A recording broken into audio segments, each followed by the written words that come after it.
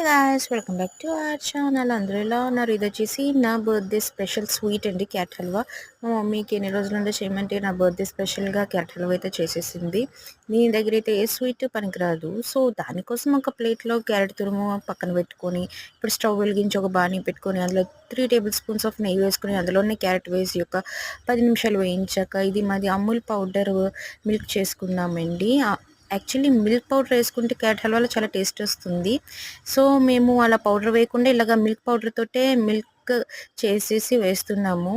So ఇప్పుడు ఈ carrot హల్వాలోకి మనకి సరిపడినంత పంచదార అయితే వేసుకొని దాన్ని కాసేపు వేపాలి, బాగా వేపాలండి. ఎందుకంటే క్యారెట్ ఒక దాని ఫ్లేవర్ అది పోయి మంచిగా ఉండాలి. సో ఇది వేపుకున్నాక దీనిలోనే ఇలాచీ పౌడర్ కూడా వేసేసుకొని ఆ పక్కన మనం పాలు హాట్ వాటర్లో మిల్క్ పౌడర్ వేసి కలిపేసి తర్వాత ఇంకొంచెం హాట్ చేసుకుంటున్నాము.